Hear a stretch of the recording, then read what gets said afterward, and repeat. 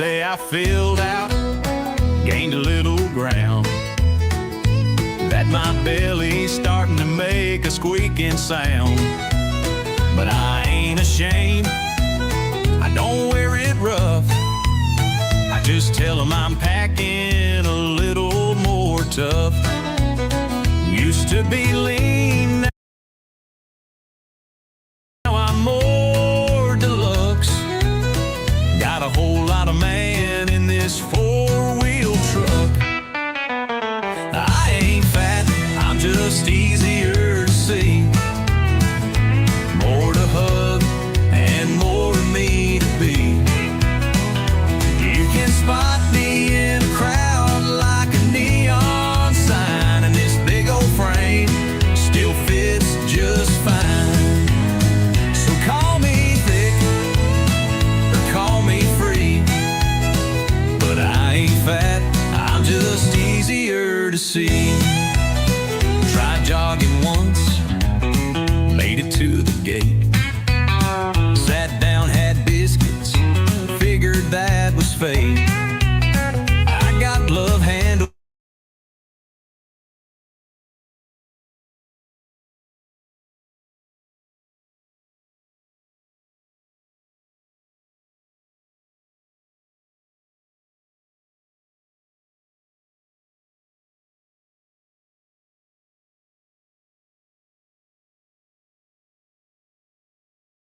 I'm just easier to see, like a billboard standing next to a tree.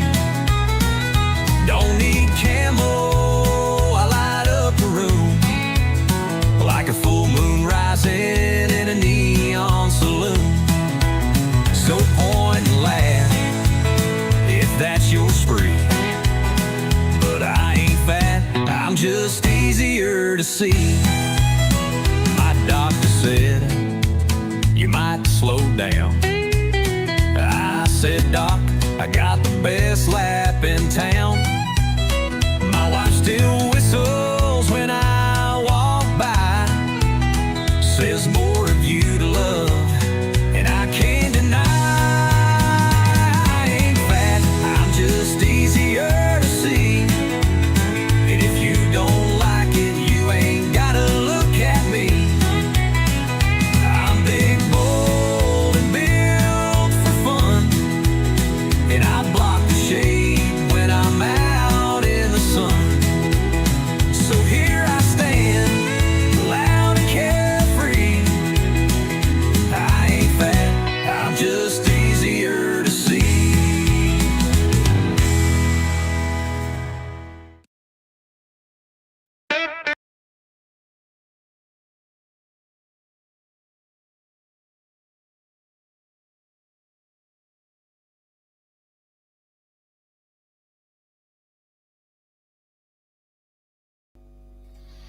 Well, hello, you wonderful, awesome, fantastic, jolly, fantastic, out of the park people out there. I hope you can all hear me, and I hope today is going to work out better than what last week did. But it is awesome to see all you people. Yeah, let me do a little bit of greeting. Let me go into the chat quickly. Dylan, how are you keeping? Yes, Pepper's Echo and family is. Dylan actually got my name 100% right. Good on you, Dylan. He's got the on the E. Very well done. Thank you very much, Dylan. Welcome to you. And Buzzy's Moments. Hello, Buzzy. Thank you very much for all your patience with me. I know I drive you to the brink of destruction when it comes to getting the link. Nick, always good to see you, my friend. Always good to see you as well. I don't know how many people we've got on now, but hopefully it might come up. Maybe some more people will watch as we go along. But yeah, that little bit, I believe that song in the beginning was for me, because, was it Nick? And that, by the way, is 6 in Chinese. I'll give you a countdown now.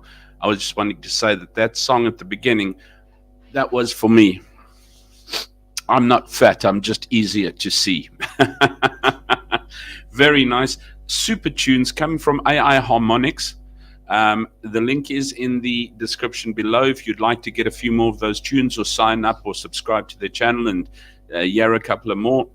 They are there. I just love popping them on the beginning because it puts an absolute wonderful sort of beat on the start. And Anna Marie, hello Anna Marie, how are you keeping? Always good to see you as well. Fantastic. Yes, Chinese counting.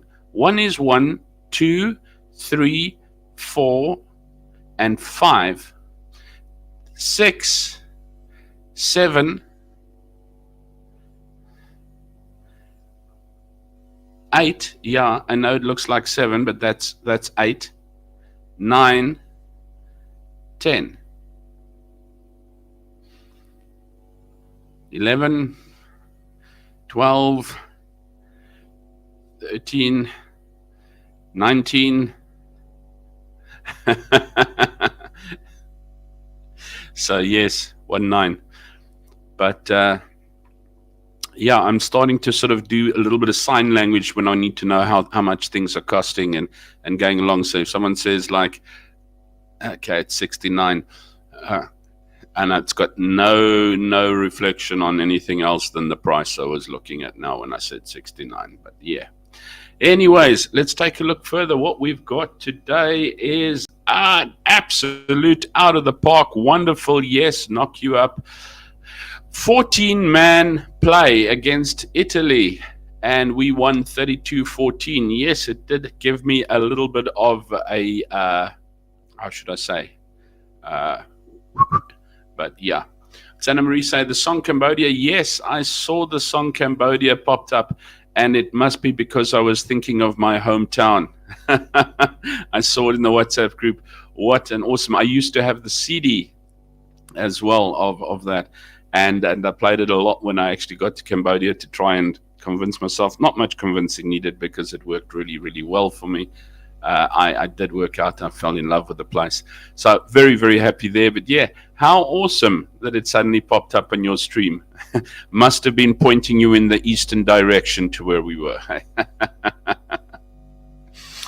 Nick, yeah, round is also shape. Best shape of my life. Tell me about it. Once you don't have six packs anymore, buddy, you get a keg. Yeah, it's just like that. It's like that. I have a friend. Just take that off there.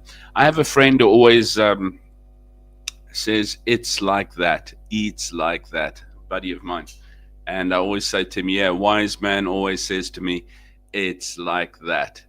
But I decided the other day, I'm going to open up a restaurant one day, and I'm going to call it Eats Like That. EATS like that. Eats Like That. Thought it would be a good name for a restaurant to have. How's your week been? I hope it's not been as on and off as what I was last week. I had a really, really bad time last week. I've been so busy the week as well. And then yesterday and today working as well. I have university back open again. And we've got some, let me not say the word, but some idiot who's a lecturer now that is really making the assignments and things heavier and more irritatingly complicated and more of them. So instead of just doing one and getting it done with, now it's 3 and you're marking this and you portfolio at the beginning of a lecture. It's like, oh man, I want to spew, and then I've got a lesson plan still to do as well. So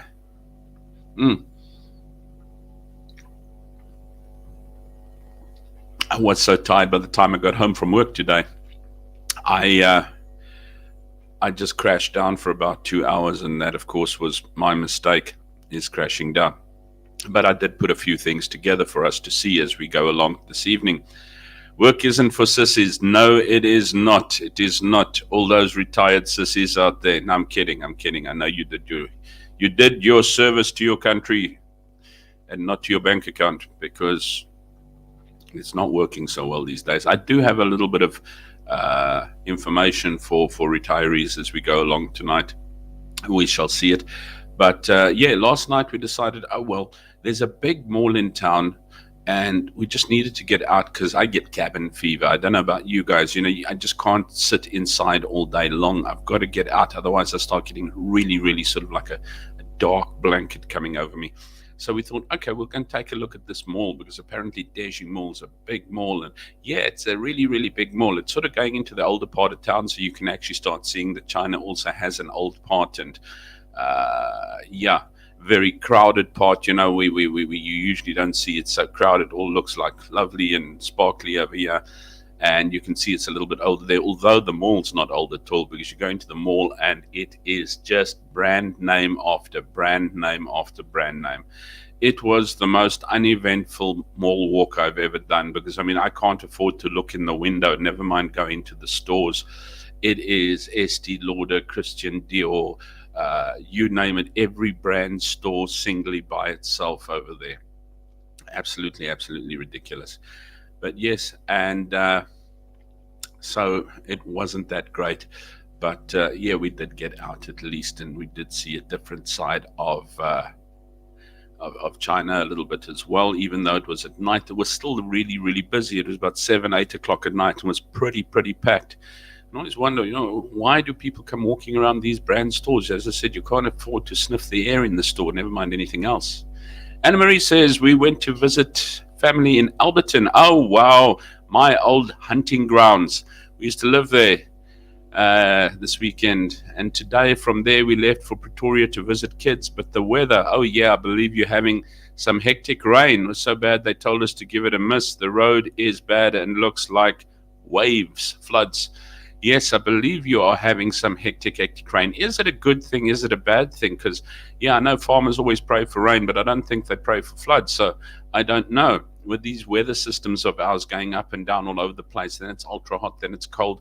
Today was a pretty hot day. And it's been like sort of getting cooler. And then next thing, we've got this heat wave.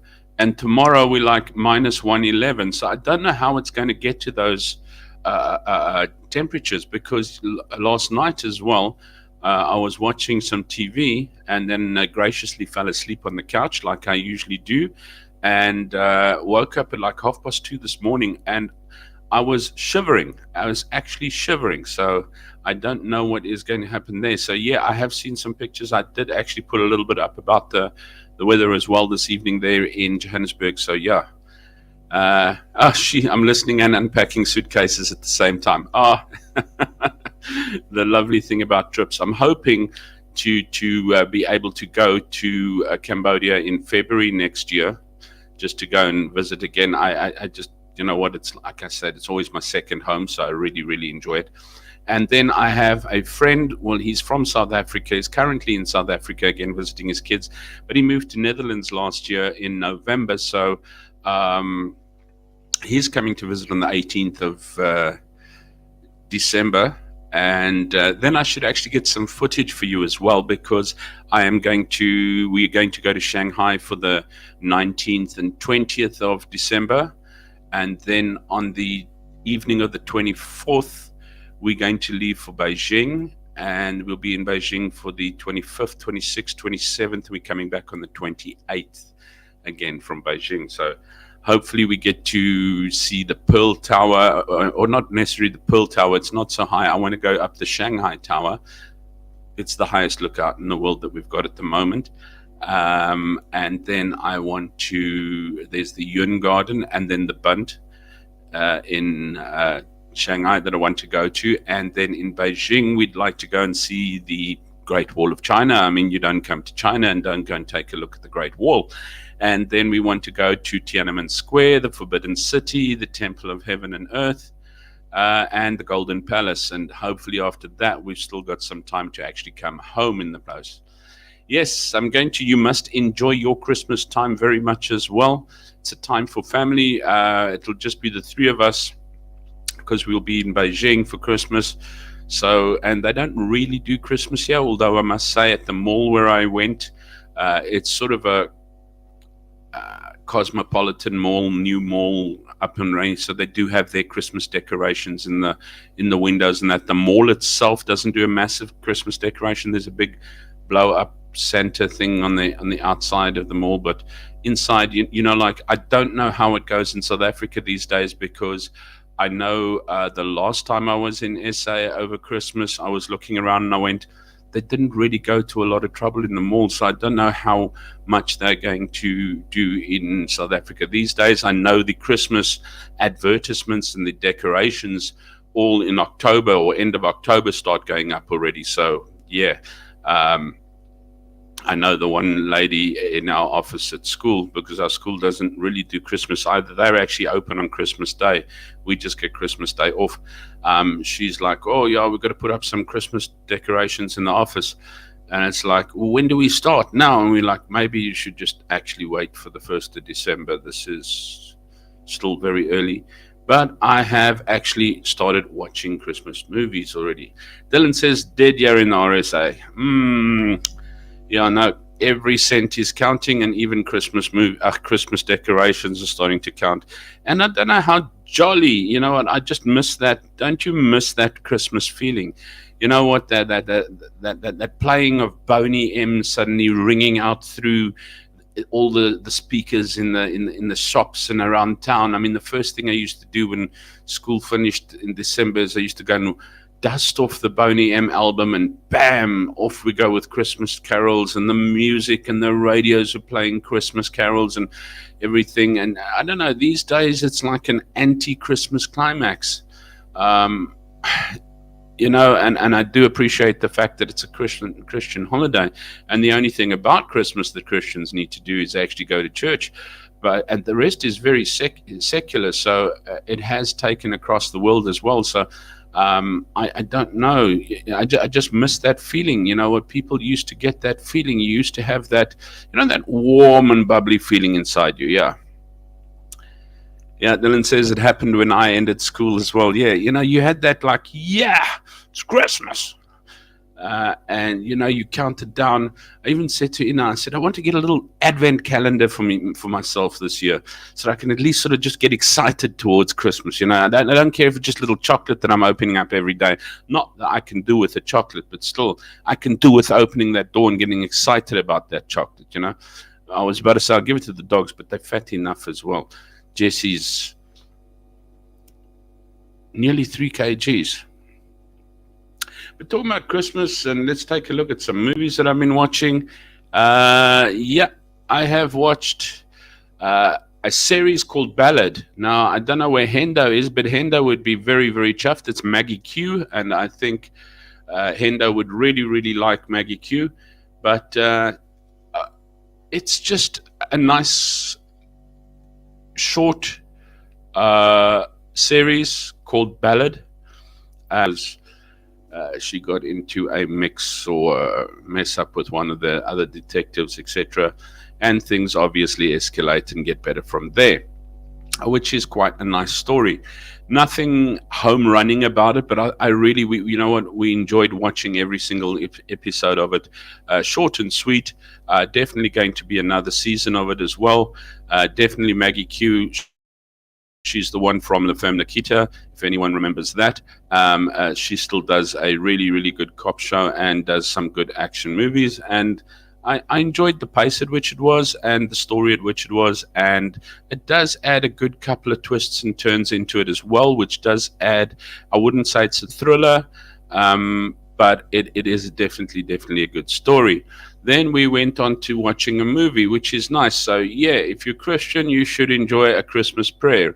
If you're heathen, watch it and save yourself, okay? But yeah, yeah, get saved.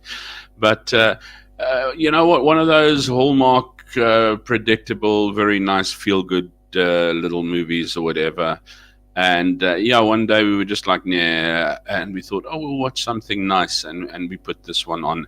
And I'll definitely give it a full marks for nostalgia, full marks for a good, wholesome, clean movie.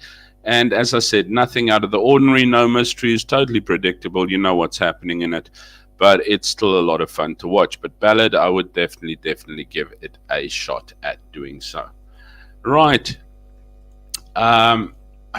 Something else I didn't put up there that I have been watching that I actually finished is a series, and I'll put it up next week, the poster, is a series called Alice in Borderland.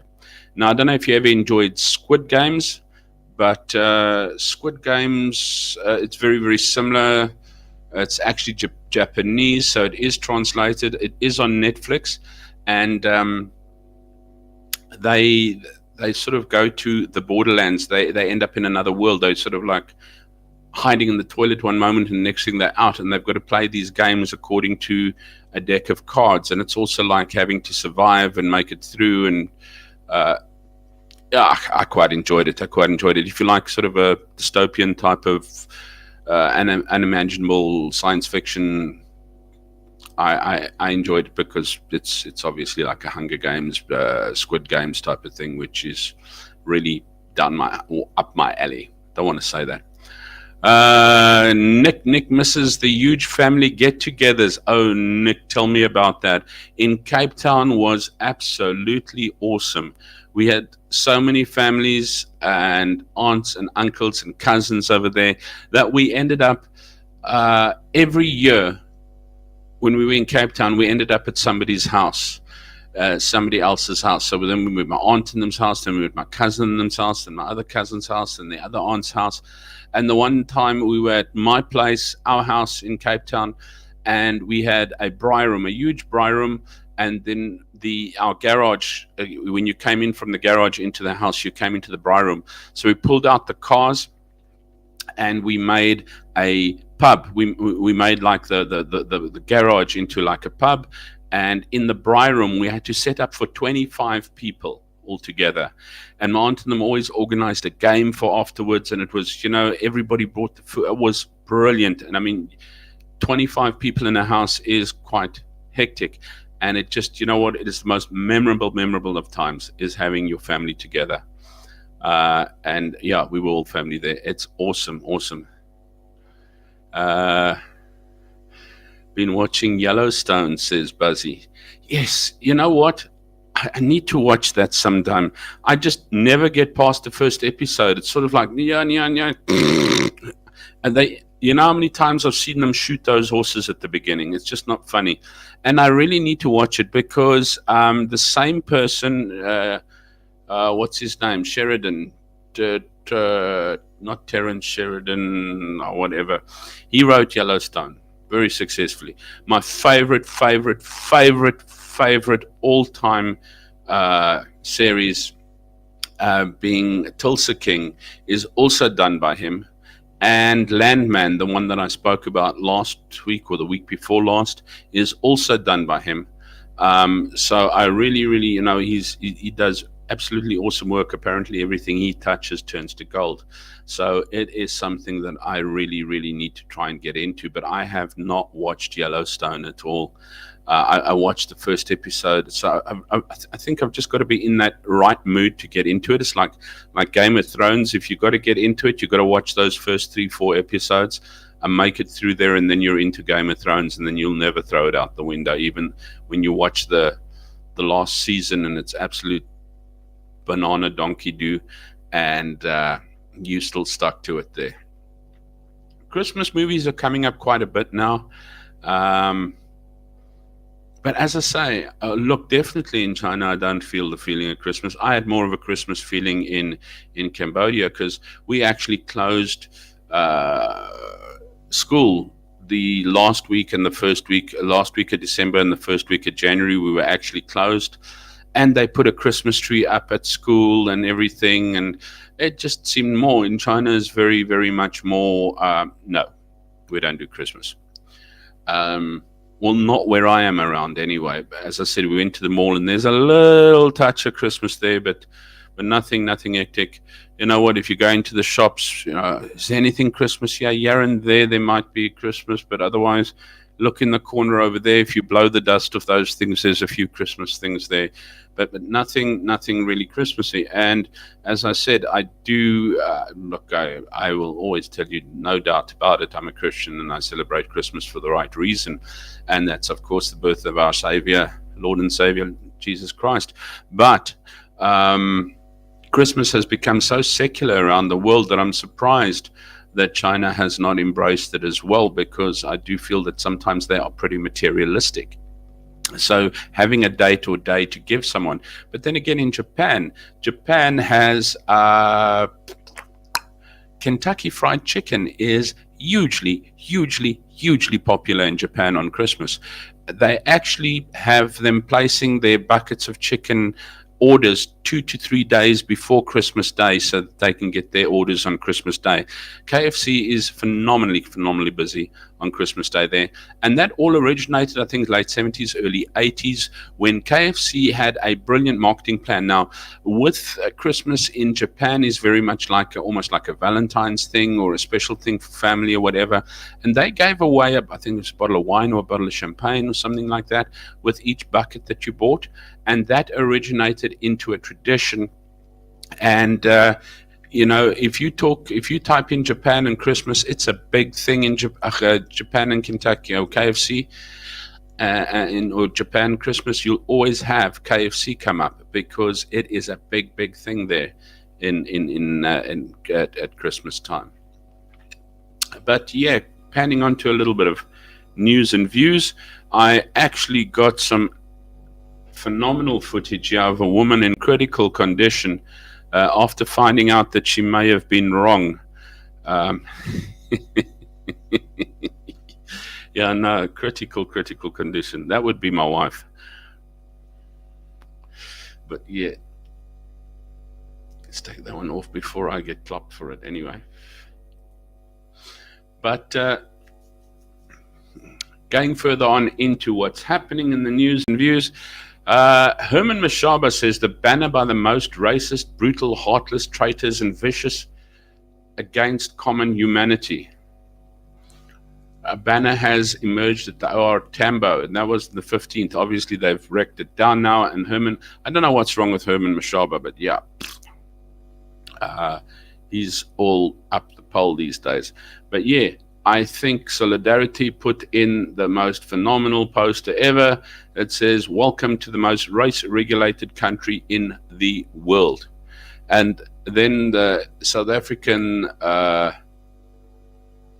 government, and if you go and take a look at Renaldo's video on it as well, put out a post going, "There is no such thing as a race-related regulation or rules in South Africa." Yeah. And then Bostic van Wyk, because you don't get anything thicker than this one, after its apartheid debut, racist orange is back on the runway, paired with oversized white victimhood, trimmed in blatant dishonesty and worn exclusively by people who think persecution is when someone finally tells the truth. I don't know if she's an internal decorator or whatever, but she must have found the outside of a train or something to that effect, which was orange. And obviously Solidarity's colors are orange as well. So, instead of putting blue DA colors on there, or green Freedom Front colors on there, or gold, black and white colors on there, they obviously put their own color on there. This Bostic van Wyk has actually found a little snooking place there.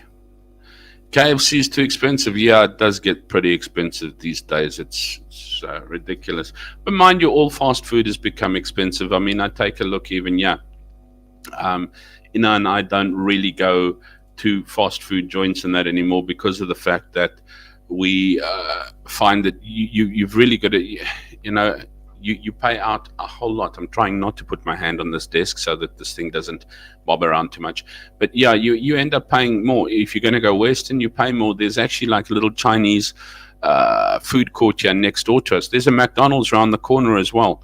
But if you're looking at a McDonald's burger, you're looking probably at about 55, 60 RMB or something to that effect.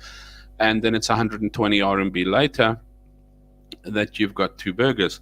And just down here, there's a little food court that we actually find. It's like puff pastry, and they chop up pork and put it in there with some little chives and herbs and things like that.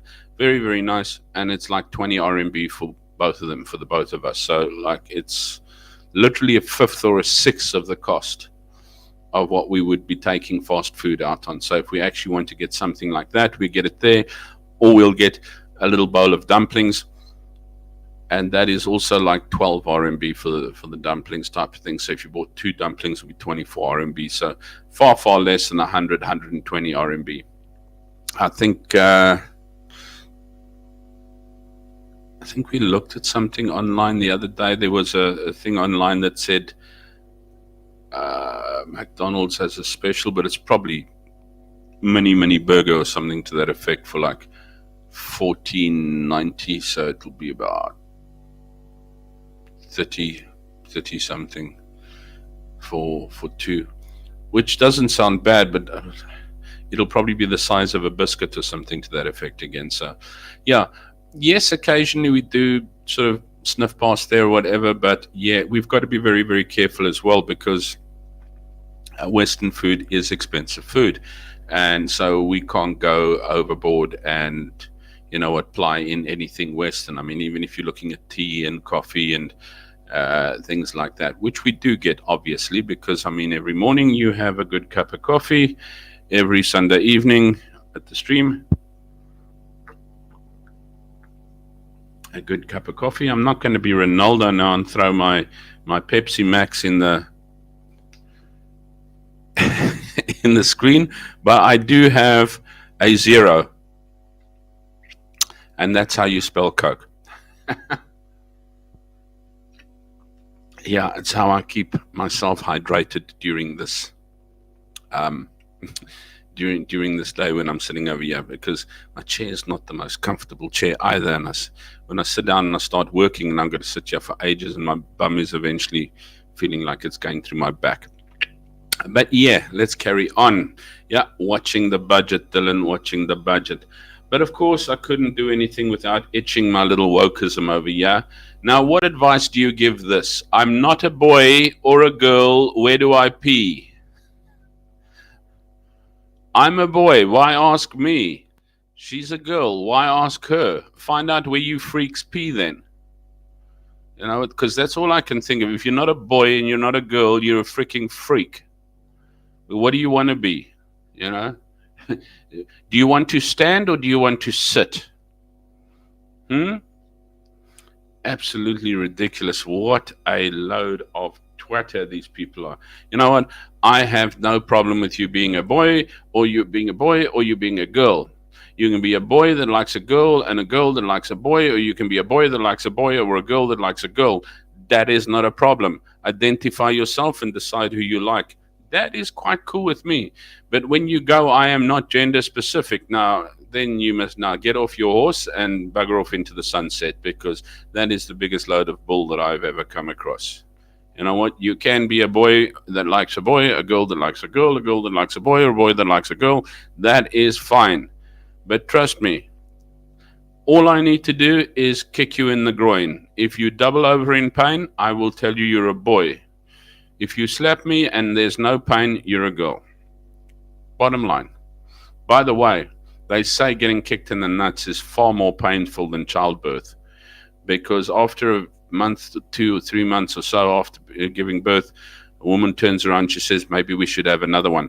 But I have never in my life heard a guy that was kicked in the nuts who ever, even after a year or two later, said, maybe I should get kicked in the nuts again. So yeah, no, definitely getting kicked in the nuts, that is a painful one as we go along. Yeah, but wokeism did not pass me by yet. Take a look at this one. Louis, bringing the heat. What is your opinion of the Minnesota Vikings? They have now included a male cheerleader. Now, this is big, burly football players, and their cheerleading squad brought on a male cheerleader because they don't want to exclude. Now, cheerleaders have exclusive been hot girls. That is just like a total put off. Take a look at this.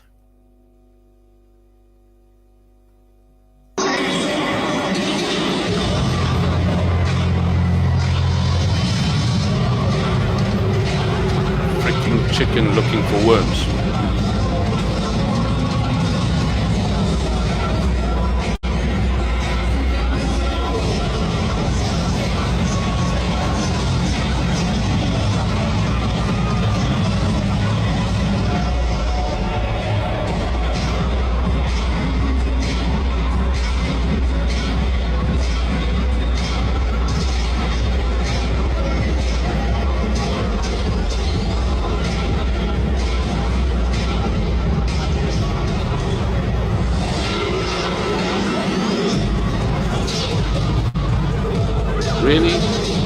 guys?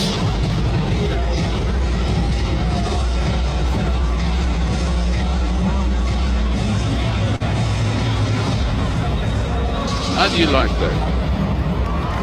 Your first football male cheerleader, I think he just blew the whole fact that cheerleading is entertaining right out the window. I don't know how they got across this. Absolutely ridiculous. Cheerleading dude and Minnesota Vikings. The Vikings have a fairy go out onto the field with their cheerleaders. And he looks like a chicken pecking worms. Really, it's, I'd be embarrassed. Talking about embarrassment, I can't believe this. No looting. A truck turns over and nobody loots this truck. Are things getting better in South Africa these days? Because usually you have thousands and thousands of people looting away, and this truck turned over and nobody looted anything. Not one single person looted it. Wonder why. I mean, there's so many nice cupboards in there. If you want to sleep, it's very comfy.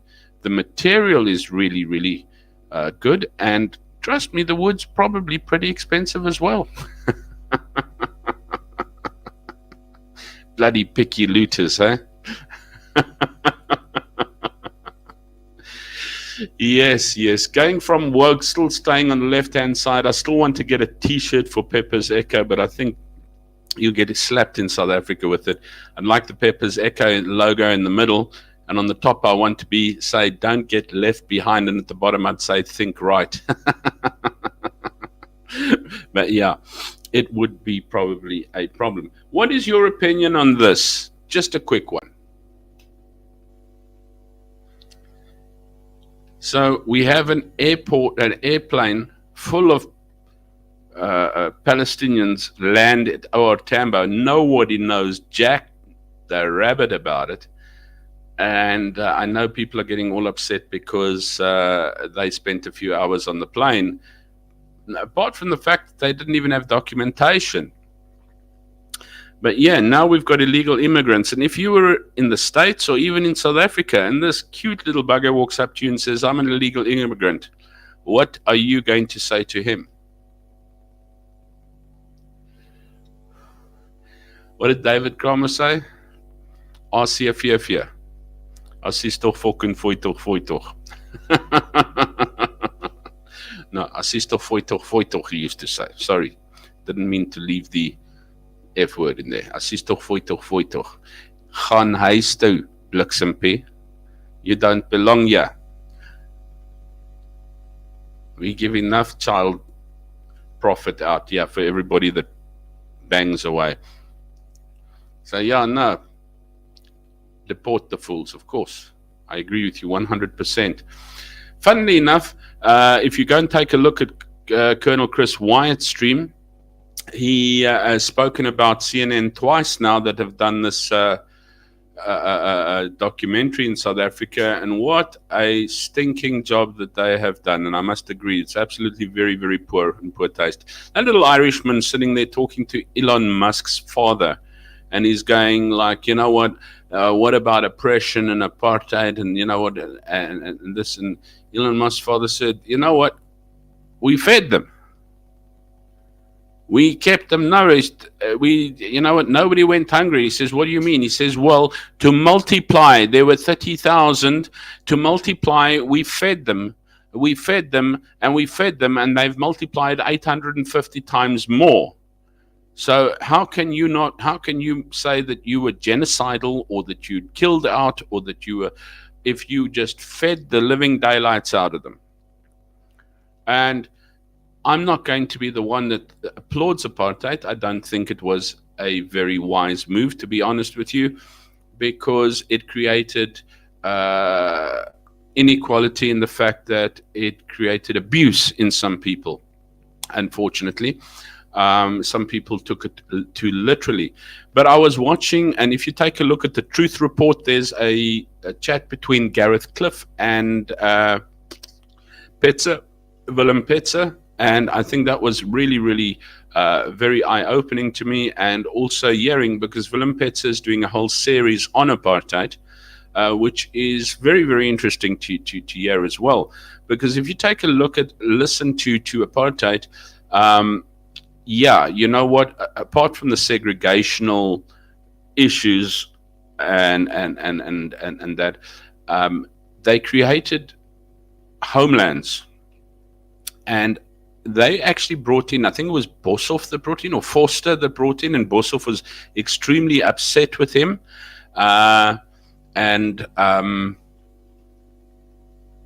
what he brought in was that the chiefs and those in charge of the homelands were not allowed to sell their grounds without a government, or I think internally, or that. Because what happened is, you know, these fools that are claiming, oh, this was our land, it was stolen from us, it was stolen from us. These fools were having people from overseas and investors and that coming in, and they were, can I buy this land? I'll give you a lot of money. Yeah, we'll take the money. We take the money. And of course, they'll take the money, and they were practically wanting to sell out the whole of the country, because the people come in like cheap, here we go, here's the money, and they were wanting to sell out the whole land. And he's going, no, you need to keep your land. You are not going to be allowed to sell this to any foreign people. And of course, it's oppressed me. It's apartheid. Apart from the fact that, also speaking to someone who officially worked in apartheid times in hospitals, when there was segregation, you know, on the one side you went black and the other side you went white. However, both sides had exactly the same facilities. Both sides always had medication. Both sides always had instruments and technical facilities that were required. Not like today, your whole hospital, if we take a look at the whole Katnaklala thing and Tembisa Hospital and the rest of the hospitals, which are in an absolute horrific state as such, never mind the clinics and that, which were really, really kept well. Also, if you listen to the Truth Report with Gareth Cliff and Willem Petzer, they were talking about Bantu education that was brought in, which they were also very, very unhappy about, is the fact that they started the schools and that, and started giving them the opportunity to be educated properly within their own language as well. So much so, and why they actually started bringing in other teachers, or white teachers to be exact, is because of the fact that you know what, you were having teachers with like a matric that was trying to teach other schools, and they said, well, let's rather uplift and educate these people to become teachers and then put them back into their schools and that as well, which is great. Errol Musk, open family secret, oh boy. Yes, said Marie. Dylan, I was 3 when it ended. Ay, Dylan. And now you're having to pay the price for you don't know what. You don't know what. That's the whole damn thing. So tell me, what, you're on the aeroplane and you see this. What is your reaction? You're flying on your plane.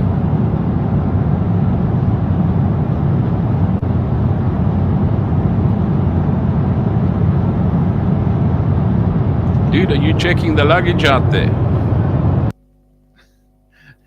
What do? You're flying on the plane and you see that. First thing I'm going to look at, which trade center are we near to? Which freaking trade center are we near to? Because this cannot be happening very well.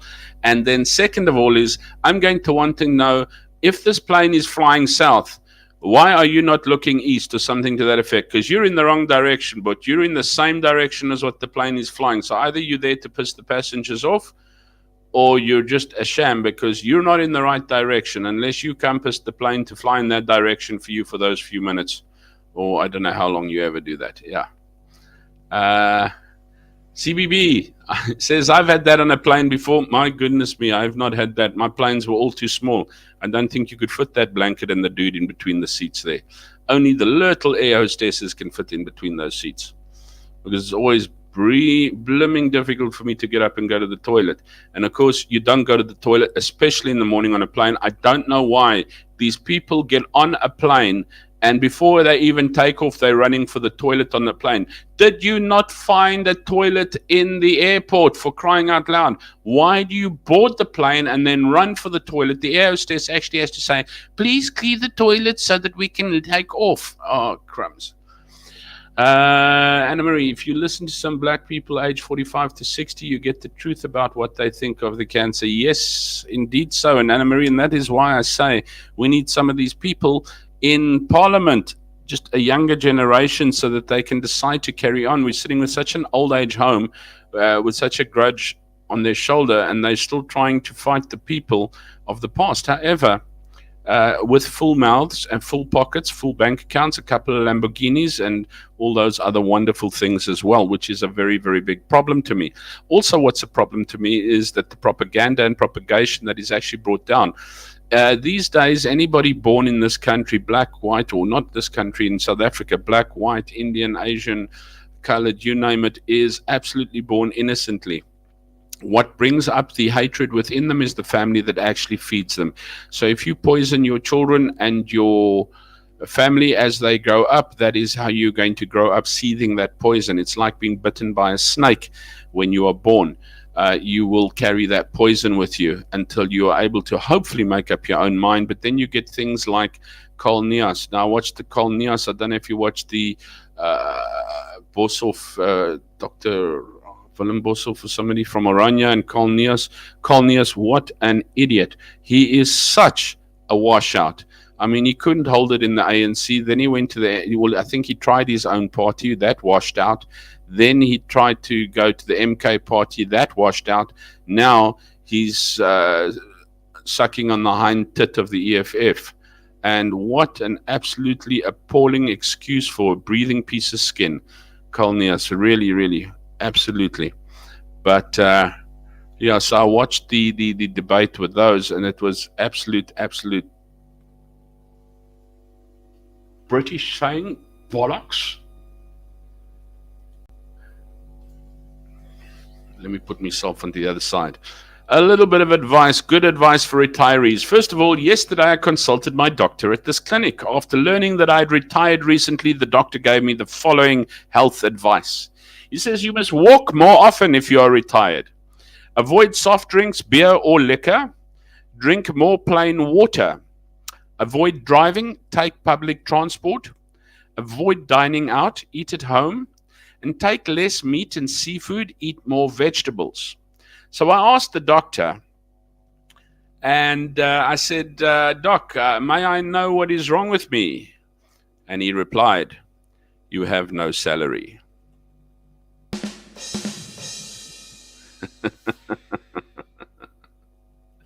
Yeah, so if you're a retiree, you have no salary, unless you're an ANC retiree.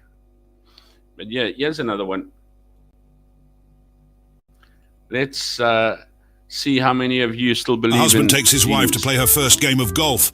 His wife promptly hacked her first shot and broke the window of the most expensive-looking house. So he and his wife walked up to the house and saw the door open. A man sitting on the couch asked, "Are you the people that broke my window?" "We are sorry about that," the husband replied. "No, actually, I want to thank you. I'm a genie that was trapped for 1,000 years in that bottle. You've released me. I'm allowed to grant 3 wishes. I will give you each one wish, and I will keep the last for myself." The husband said, "I want $100 million every year for the rest of my life." The genie says, "Done. And now, you young lady, what do you want?" "I want a house in every country in the world." "Consider it done," the genie replied. Then the couple asked, "What's your wish, genie?" "Well, since I've been trapped in that bottle, I haven't made love with a woman in 1,000 years. My wish is to sleep with your wife." The husband looked at the wife and said, "Well, we did get a lot of money and all those houses honey. I guess I don't care." So the genie and the woman went upstairs and made love for an hour. When they were done, the genie rolled over, looked at the wife and asked, "How old are you and your husband?" "We are both 35, she replied. 35 years old and you both still believe in genies? Life is better with a little humor. Keep following us for your daily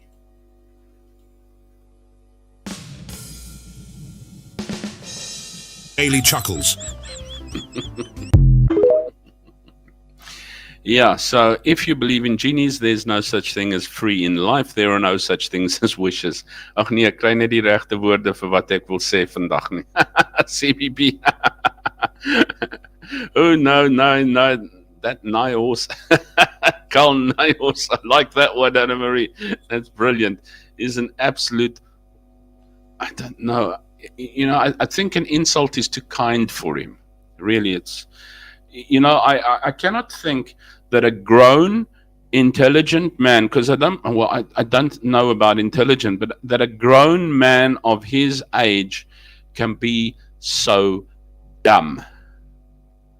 I mean, it's like he's talking about Aranya. My wife and I are married to a black woman. Yeah, we know you're as thick as pig shit, Carl. You couldn't get a white woman.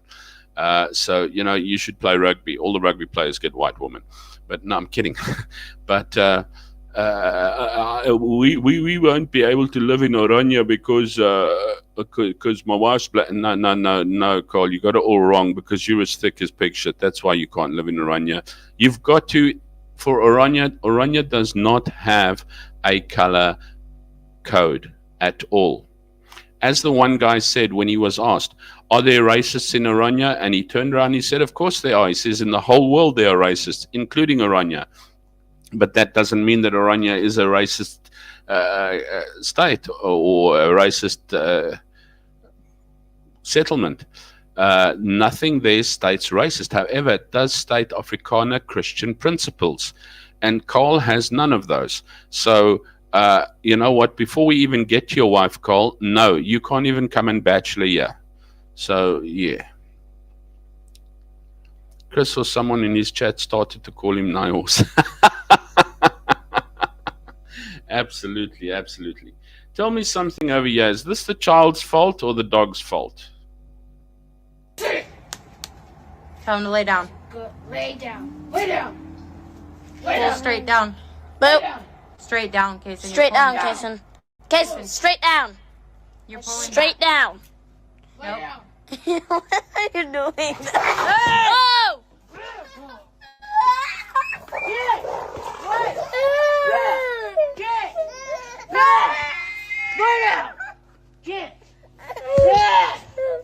Take the baby. No, I can't, man. Yo. Whose fault is that? Whose fault is that? The dog or the boy? I don't know if it was on X or on Reddit that I think it was on X. I was taking a look at that. Definitely the kid was doing wrong, but I'll tell you what, it's the parents' fault.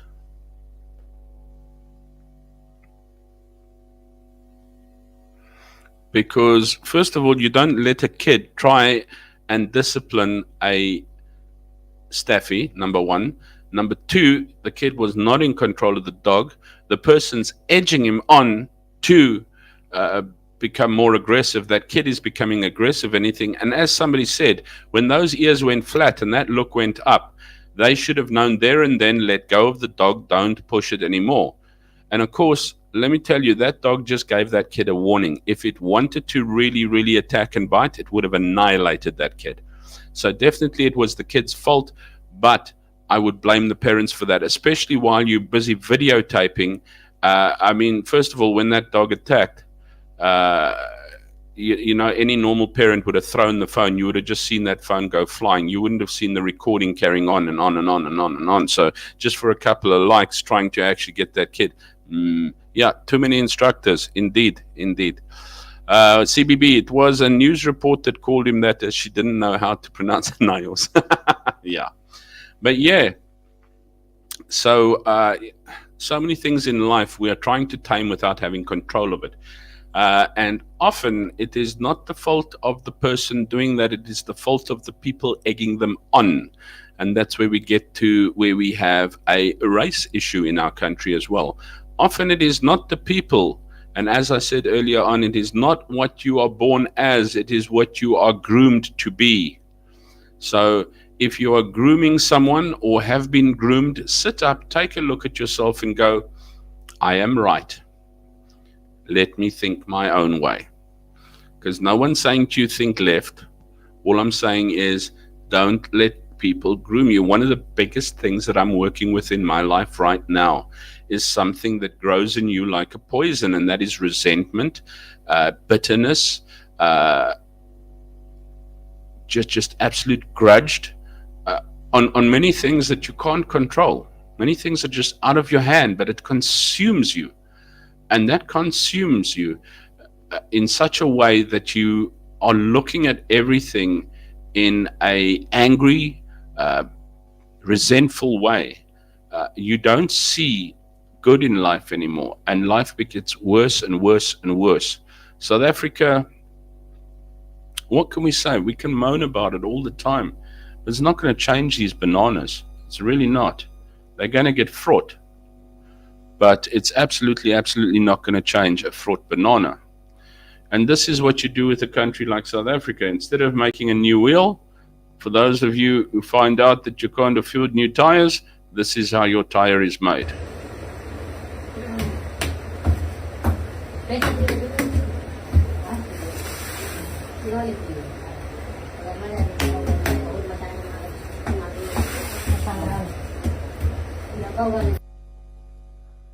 In the backyard, the cops cannot complain anymore because your tire will now newly grip on the road as long as it doesn't leave its tread behind.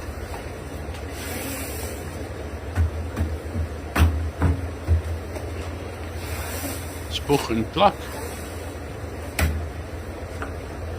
There we go. Give it a little more bostic on the front there. Pop, pop.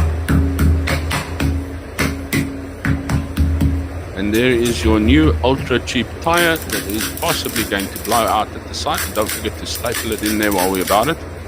I don't know what he's doing. But I just thought, if you ever do, he is damn stapling it. Good grief. If you are actually majorly feeling that you're going to save money on tires, my friend, find a cheap tire. Don't find a retread. Yeah, CBB, there we go. Not only that, those things do come off eventually. I mean, the glue does not hold throughout all that heat, etc., etc. I don't know. Maybe for a town car, if you're just going to go to the post office and back. Not that you want to go to the post office anymore, because I do believe they're refunding and restructuring the post office to increase the service. Our post office will never, ever, ever be functional again. Not in my lifetime, put it that way. Our transport system, our post offices, air transport is going to have to be bailed out regularly. It's chit-chat. The only thing that works in South Africa that is state-owned is SARS. It's the only thing that we can give credit to.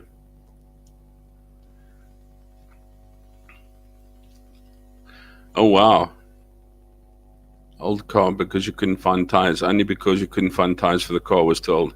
Yeah, and these days they don't even make cars like they used to.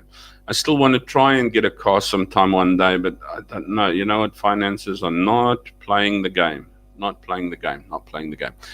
You can follow up on Chris and Renaldo a lot of the time as well. They've got something that's going up. But just following US President Donald Trump's announcement that the United States will be boycotting the G2025 summit, or G20 2025 summit, several other countries indicated that their heads of state will not be attending. Argentina, Javier Milei; China's Xi Jinping; Russia's Vladimir Putin; Mexico's Claudia Sheinbaum.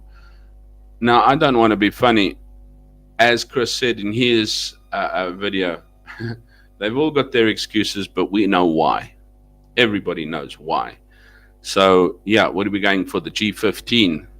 Nobody wants to listen to some beggar with a back pocket full of money and a stomach bursting of food while the nation suffers, busy begging for telling you how much of a victim they are and how unequal things are. But they can't close their mouth for the food that they're busy shoving into it. It's ridiculous to have these pigs actually even talk and try and bring a solution when they have so much that they need to solve in their own country.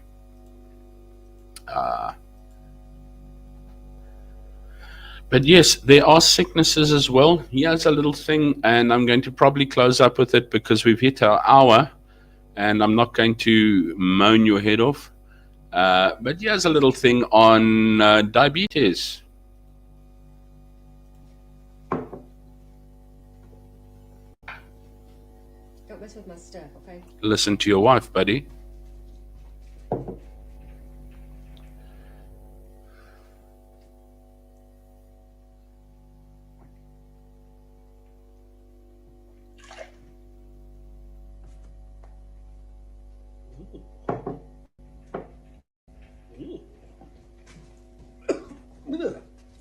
Okay, so as all of you know, I am type 1 diabetes, and it's very important to test for ketones in your urine. So I have a ketone tester strip here, and I have my urine because you want to test. What? You got Hush. You want to test your urine anytime you've been sick or that you is had. pee? Yes, that is my pee. Why would you bring? What is wrong with you? Why would you put pee on the? I on the told table? you not to touch my stuff. Why would you put pee on the table? It's diabetes around. I have to talk about my ketones. Wow. Did you drink the pee? On the table? Did you drink the pee? Yes. Oh. Next time when your wife says, buddy, don't touch my stuff, don't touch her stuff. Not so cool. Anyway, I have a whole lot of news to go by, but I'm not going to go by all the news. Let's take a look at two other things that I have. First of all, it's Christmas time, or time for Christmas. Mariah Carey says, but is that time of the year where we fight over whether it's too soon for Christmas? How are we feeling around this time? Out of Yahoo posts, or should I say forums, polls, they said, can we at least appreciate Thanksgiving first? And I must say that's something that I do enjoy, that I'm sorry that has never spread from the US, is Thanksgiving, because I think it's in November sometime, October, November, where you have Thanksgiving and everybody just is grateful and has a family together, and that hasn't spread all over the world. That is sort of like just stayed in the States. But 116 said, can we at least appreciate Thanksgiving? 209 said, Mariah said it's Christmas, so it's Christmas. 76 sadly said, I do not celebrate Christmas. You all can fight amongst yourselves. And 77 say, I do not have an opinion about that. The stores sure do. And then, also sticking with Christmas, Starbucks holiday menu launches today, including the new Barista Cup. Beautiful little cute Barista Cup. Very nice. But would you pay $30 for that cup? Now, it's almost like, what's it? I think it comes to about $500, isn't it? What's $30? No, 400 and something rand. Is it about 400? Let's say 400 rand. Is it? It's about 400 rand. Would you pay that for a Starbucks Barista Cup?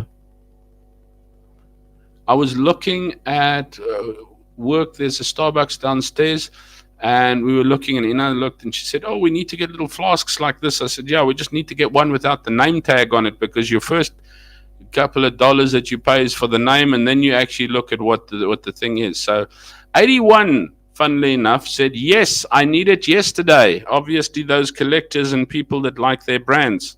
84 said, I would pay something less than that. 532 said, no, I'm good on cups. And 43 said, I would buy it as a gift for someone else. If I'm going to pay that money, buddy, I'm paying it for myself, not for somebody else. Absolutely, absolutely ridiculous.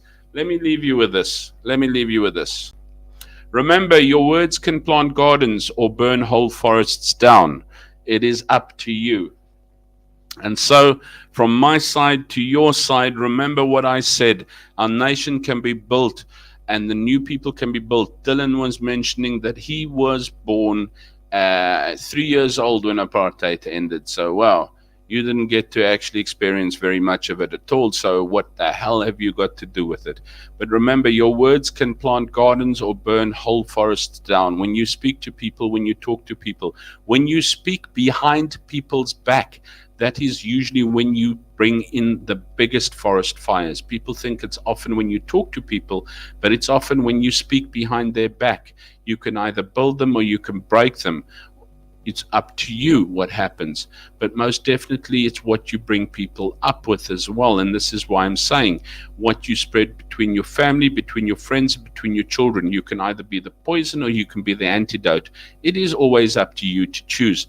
And I hope that you have an absolutely non-poisoned antidote week, and awesome day. May your rains not be too many, but still may it fall to nourish your grounds and your souls as well.